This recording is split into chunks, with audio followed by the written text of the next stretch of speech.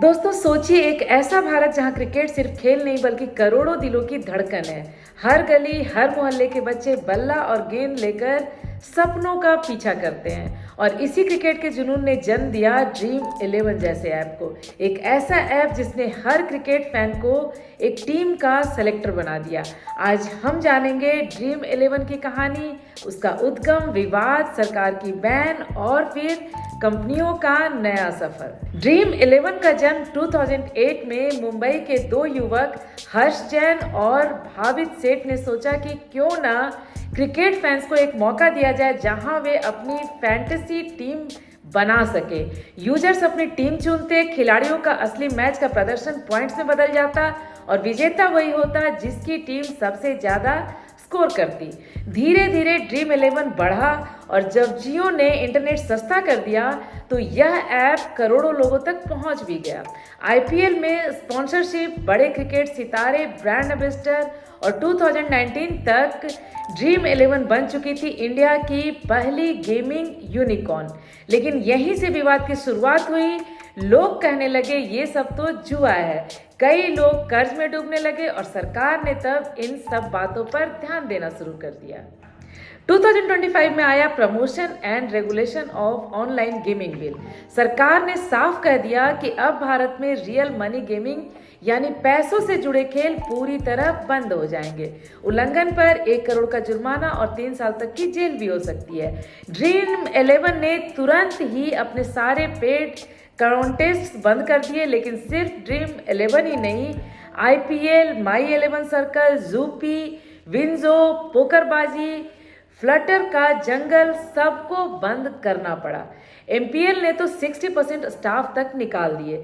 माई 11 circle, जूपो और WinZO ने survival के लिए फ्री और इंटरटेनमेंट बेस्ड गेम शुरू किए।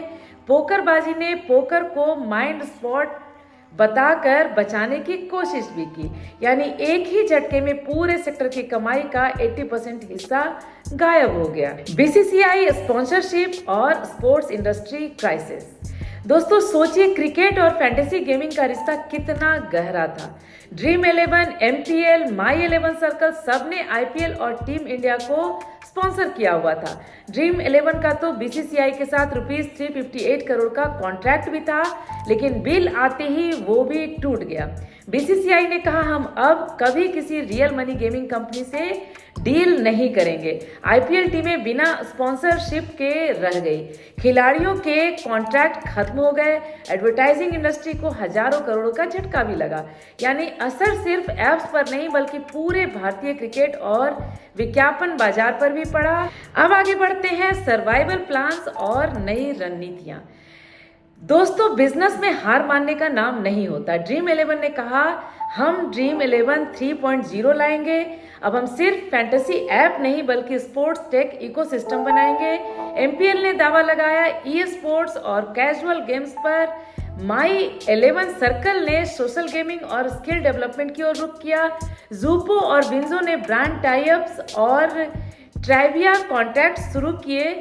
पोकरबाजी और जंगल ने ग्लोबल एक्सपीरियंस का रास्ता चुना। हाँ, एमपीएल और दूसरी कंपनियों ने ले ऑफ जरूर किया, लेकिन ड्रीम 11 ने कहा हम किसी को नहीं निकालेंगे, सबको नए प्रोजेक्ट्स में डिप्लॉय करेंगे। यह था उनका तरीका, संघर्ष को अवसर में बदलने का। अब बात करते हैं फ्यूचर और अंतिम निष्कर्ष।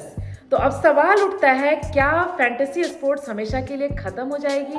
नहीं, फैंटेसी स्पोर्ट्स अब free to play, ad supported और सोशल गेमिंग के रूप में जिंदा रहेगी।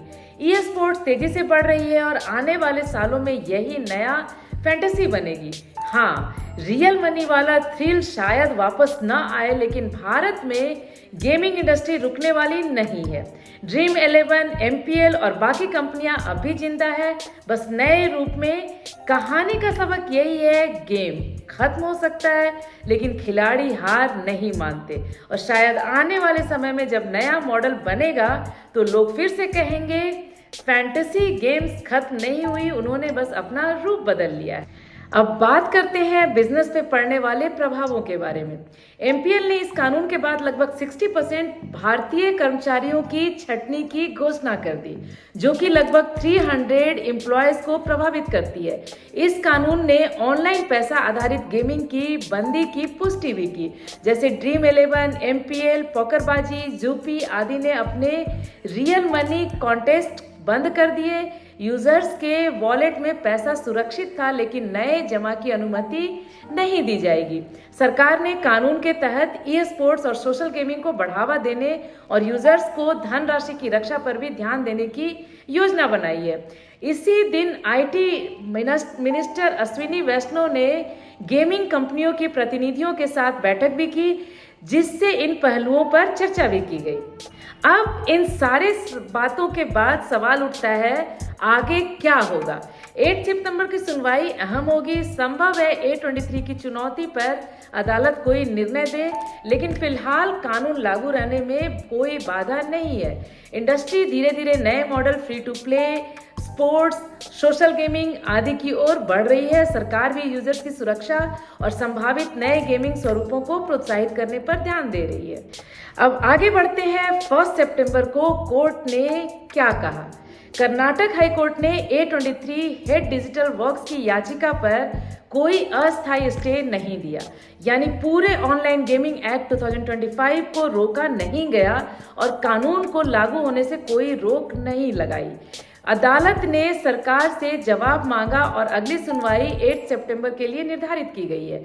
अदालत ने यह भी स्पष्ट किया कि कानून को मान्यता मिल चुकी है, इसलिए उसे लागू होने से कोई रोक नहीं सकता। इसे अस्थायी आदेश नहीं दिया जा सकता। इस तरह 1 सितंबर को कोई निर्णायक फैसला तो नहीं हुआ, सिर्फ पहली सुनवाई हुई और कानूनी प्रक्रिया जारी रहेगी। अंत में सुरक्षित और सहयोगी गेम्स का उद्बोधन होगा।